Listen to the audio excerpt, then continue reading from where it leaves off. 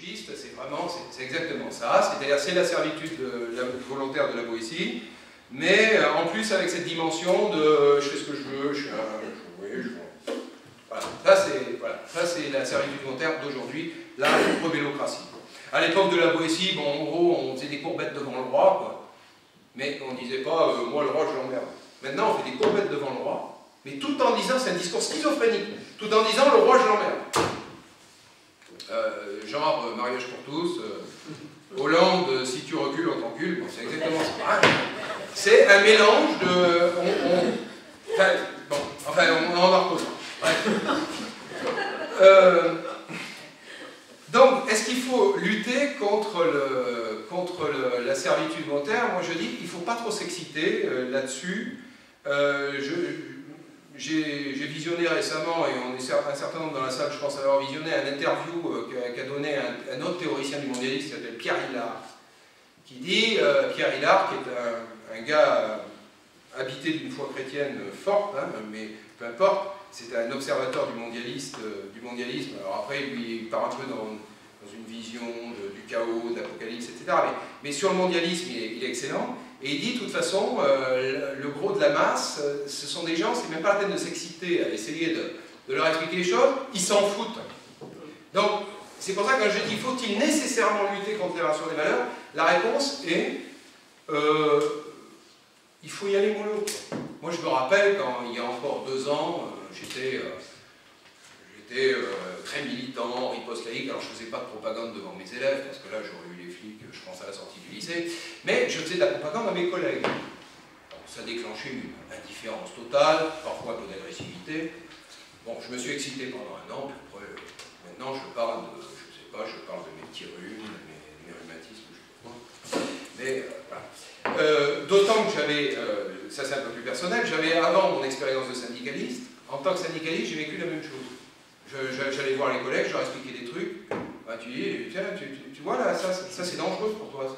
J'allais voir le collègue, je dis, ça c'est dangereux pour toi. Le mec, il n'a rien à foutre. Et parfois, le mec, il venait me trouver pour que je défende. Je défendais, et mon merci, on me crachait dans la gueule. Donc, en gros, la masse, c'est ça. Et le corps enseignant, c'est ça. Donc, faut-il nécessairement lutter contre l'inversion des valeurs? Moi, je réponds, il faut y aller mollo. Si vous avez des mecs en face de vous qui ne comprennent rien, c'est pas la peine de perdre son temps à essayer de les convaincre. Alors, maintenant... Non, mais il faut les éduquer. Non, parce qu'il y a des gens, c'est ce que dit Pierre Hillard, qui sont inéducables. Mais bon, on en reposera, on n'est peut-être pas tout à fait d'accord là-dessus. Je dis simplement qu'il faut militer sans s'exciter. Mais Rubon, tu peux dire une phrase de temps en temps, mon rhume est fini de temps en temps. Et parler d'autre chose que des rhumatismes ou des rhumes. Je suis prof aussi. Oui, de temps en temps, il faut leur dire. Voilà, oui, de temps en temps, mais on y reviendra sur le débat. Alors, malgré tout, ça c'est ma 4e partie, après avoir dit qu'il fallait rien faire, je vais essayer de dire ce qu'il faut faire, c'est un peu ambigu, mais je dis, non, ce que je veux dire, je dis exactement la même chose que Pierre Hillard, je dis, il ne faut pas s'exciter. Pendant 1 an en salle des profs, j'ai passé mon temps à faire de la propagande du collègue, il ne comprenait même pas les concepts. Mais le mec, prof d'économie gauchiste, un jour je lui parle des oligarchies transnationales. Bon, dans nos milieux, on sait ce que c'est qu'une oligarchie transnationale. En gros, c'est un gros riche qui domine le monde. Quoi. Je veux dire, le mec, il est gauchiste, il est contre les gros riches qui dominent le monde. Quand je lui parle d'oligarchie transnationale, il ne comprend même pas la lettre de ce que je dis. Il ne comprend pas mon langage. Qu'est-ce que vous voulez convaincre un mec comme ça? C'est pas possible. Et des anecdotes comme ça, j'en ai des dizaines. Donc c'est pour ça, ma 3e partie, c'était faut militer, mais mollo. Hein. Comme disent les Chinois, le meilleur général, c'est pas le héros. Le meilleur général, c'est celui dont on parle jamais. Vous savez, voilà.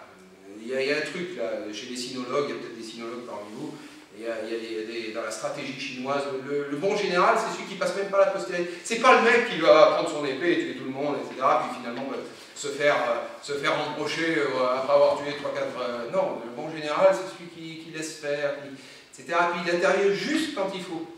Hein, voilà. Bon. Alors, malgré tout, 4e partie quand même, bon, j'ai un peu dépassé mon temps, mais mon camarade Ahmed me pardonnera, je n'ai plus pour très longtemps. Ah ben, c'est le genre de truc qu'on pourrait conférer pendant 8 heures sur ces trucs-là. Bon. Mais on va y venir dans le débat. Malgré tout, comme dirait notre camarade Lénine, alors moi c'est une petite provoque, hein, ça c'est pour ceux qui parmi vous sont libéralo-capitalistes. Donc malgré tout, comme dirait notre camarade Lénine, que faire? La question d'ailleurs de Lénine n'est pas complètement idiote, parce que Lénine, ce qu'il fait dans son ouvrage, que j'ai pas lu, je vous l'avoue, mais bon, parce que c'est un peu muséographique, mais ce qu'il dénonce, je connais un peu le contenu de l'ouvrage, il dénonce le caractère artisanal d'un certain militantisme, justement, qui s'excite, qui se crispe, mais qui milite mal, si vous voulez. C'est exactement ça. Et donc, quand Lénine écrit Que faire, c'est pour dénoncer ce militantisme à la fois trop excité, trop extrémiste et en même temps inefficace. Hein. Donc, alors, malgré tout, que faire? Que faire? Bon, bah... là, évidemment, c'est difficile d'apporter des réponses. On ne va pas sortir de la salle avec les fusils en sauvant la France, c'est pas la question. Je propose 3-4 pistes de réflexion. D'abord, je crois qu'il ne faut pas négliger les solutions individuelles. Bon, dans les cercles patriotiques, on est très proche des cercles survivalistes. J'ai lu, comme tout le monde ici, l'ouvrage de Piero San Giorgio sur survivre à l'effondrement économique.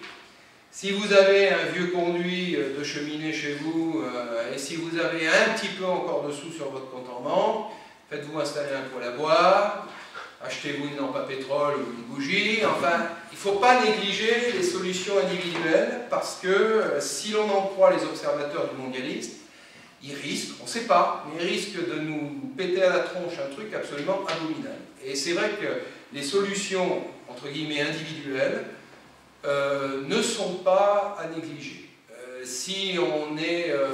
il faut essayer de s'autonomiser un peu par rapport au supermarché, par rapport à la télé, par rapport à... C'est pas facile. Moi, je prétends pas... on discutait de bricolage avec Ahmed.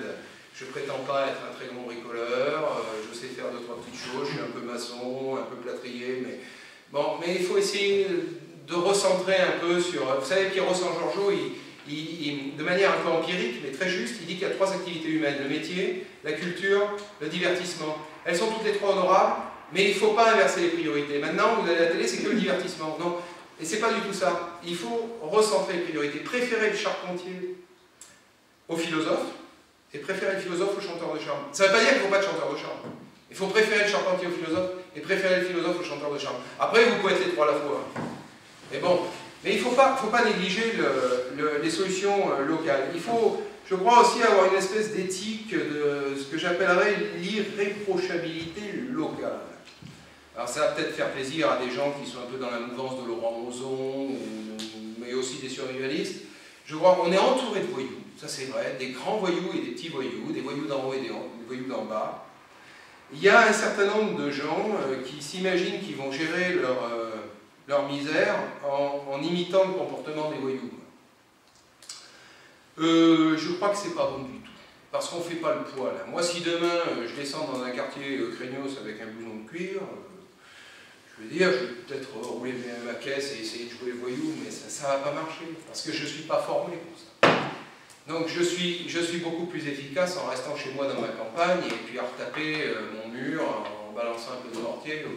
Je crois que c'est pas la peine de faire le jeu de l'ennemi. Je crois qu'il faut être bon voisin, bon citoyen. Alors d'accord, on a des voisins qui sont des salopards, souvent. On a le français de souche en face, dans l'appartement d'en face, qui est un salopard, oui, c'est vrai. Et donc mon discours n'a rien de raciste, rien de... Ça peut être, il peut y avoir un mec musulman qui soit un mec sympa et puis un gros beauf. Plus grave que ça, je veux dire, votre ennemi, ça peut être l'abruti d'en face, blond aux yeux bleus. C'est pas le problème. L'ennemi, ça peut être dans une famille. Non. Les premiers ennemis, c'est les parents et les enfants. Le mec, il a transformé ses parents en esclaves. Bon, donc l'ennemi, vous voyez, c'est pas forcément le musulman ou... Bon, ça peut, hein, attention, il ne faut pas non plus... Mais c'est beaucoup plus complexe. Donc il faut avoir une éthique de l'irréprochabilité locale. Moi, ça m'énerve quand j'entends, même chez nous, même dans les milieux patriotiques, il y a des gens qui pensent comme moi, mais ils disent, on s'en fout des voisins, on s'en fout des gens. C'est pas bon, ce genre de phrase. Cet individualisme sordide. Les autres, peut-être qu'ils s'en foutent de nous. Mais nous, en tant que patriotes, on n'a pas le droit de dire on s'en fout des voisins, on n'a pas... Je crois qu'il faut adopter une espèce d'irréprochabilité locale. C'est pas la peine de jouer les voyous, de jouer les oligarques, on ne fera pas le poids de toute façon. Je crois qu'il faut être vertueux de ce point de vue. Bon. C'est ce que je voulais dire, local et vertueux. Après, s'il y a des voisins qui nous font chier, bon, peut-être que s'il y a un jour il y a un chaos généralisé, on prendra un flingue pour leur filer un pruneau entre les 2 yeux, ça c'est un autre problème. Mais dans un premier temps, je crois qu'il faut être le plus le plus irréprochable localement possible, être bon voisin, bon citoyen. Voilà. Bon, j'habite dans un village. Dans un village, c'est indispensable, je crois, d'être bon voisin, bon citoyen, mais je connais des gens qui se comportent comme des connards dans le village. Mais ça fait rien, moi j'essaye d'éviter de me comporter comme un connard. Alors, ce qu'il faut aussi, je crois, éviter, c'est ce que disait Michel Drac, faisait peut-être allusion peut-être à l'affaire Breivik, là-haut dans le nord de l'Europe. Je crois qu'on a eu tous dans les milieux patriotiques à un moment donné un fantasme de la violence. Mais le problème, c'est que les actions violentes, c'est d'ailleurs ce que dénonce Ortega y Gasset. Quand Ortega y Gasset, dans les années 20-30, il dénonce ce qu'il appelle l'action directe. C'est-à-dire que l'action directe, c'était les rouges, les rojos espagnoles qui faisaient ça dans les années 20-30. Hein. L'action directe, c'est pas uniquement un truc des années 70, mon enfant. C'était les rouges. Et il dénonce l'action directe, et il dit finalement, ça m'énerve. Vous voyez, alors c'est un peu contradictoire ce que je dis. Je dis, il est bon d'appartenir à un club de tir, avoir un flingue chez soi et tout, et en même temps je dis, il faut éviter la violence. Alors après, le problème avec la violence, c'est sûr, s'il y a un chaos généralisé que votre voisin vous fait chier, bon, ça, vous allez peut-être passer à la violence. Mais je crois que l'action fanatique violente, vous savez, c'est un dialogue d'Audiard, vous avez peut-être vu, je crois que c'est dans les Tontons Flingueurs, et à un moment donné, il y a Dino Ventura, il dit, mais, alors, Dino Ventura, il dit à une nana, je crois que c'est Mireille, et il lui dit, mais quand bien même je m'amuserais à flinguer les 3 guignols, là, comme ça, pour aérer, ça ne changerait rien. Le lendemain, il serait remplacé par 3 autres guignols. La violence, bien sûr, on a tous eu ce fantasme, je pense, à un moment donné, quand on vit dans un pays où tout va mal, et à un moment, on a envie de prendre des fusils, de dire, oh, merde, il faudrait flinguer tous ces cons, mais je dis, méfions-nous là-dessus. Alors, troisième piste aussi, je crois qu'il faut se méfier des faux amis. Alors là, je vais me faire beaucoup de vrais ennemis. Il faut se méfier des faux amis autoproclamés, j'allais dire, pas forcément patriotes, mais... Alors, j'ai cité le cas d'un collègue célèbre qui s'appelle Brigelli. J'ai son texte, je me prends à peine que je vous le lise, c'est de la merde, enfin, je vais vous expliquer. Brigelli est un agrégé de lettres classiques, j'ai un camarade d'ailleurs, c'est son cas aussi, mais... Il est brillant, non, moi je ne suis pas agrégé, je suis certifié, mais il a écrit des bouquins brillants dans les années. Voilà, donc Brigelli est voilà, donc mon camarade confirme, donc brillant agrégé de lettres classiques, qui a écrit sans doute des trucs très bien, etc.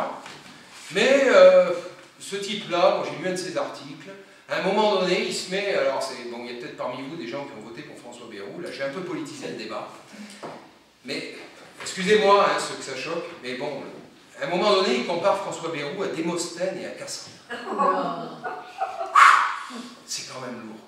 Être agrégé de lettres classiques, parce que Démosthène, je ne sais pas si vous savez, c'est un mec qui justement, c'est un patriote athénien qui résistait à, si je puis dire, au début de la colonisation d'Athènes par les Macédoniens, les Philippiques, hein, tu confirmes. Bon.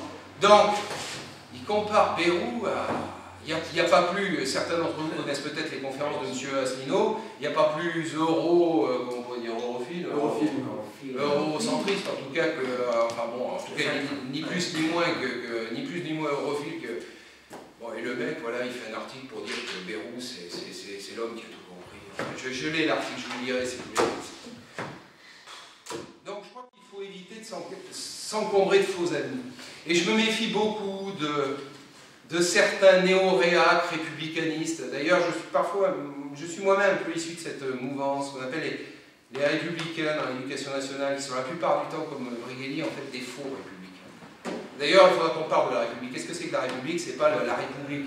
La République, c'est l'autodétermination du peuple. On aura peut-être l'occasion d'en parler, on aura peut-être l'occasion de parler de Jean-Jacques Rousseau, d'ailleurs, dans le débat, éventuellement, penseur qui est complètement méconnu et qui est réduit à ses caricatures actuelles.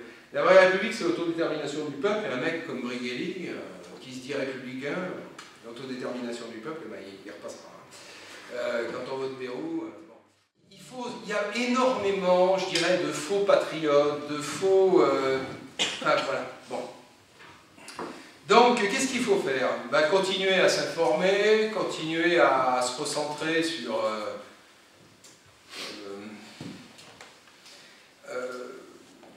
il faut s'informer sur les thèmes qui ne sont pas politiquement corrects, ça c'est certain, bien sûr.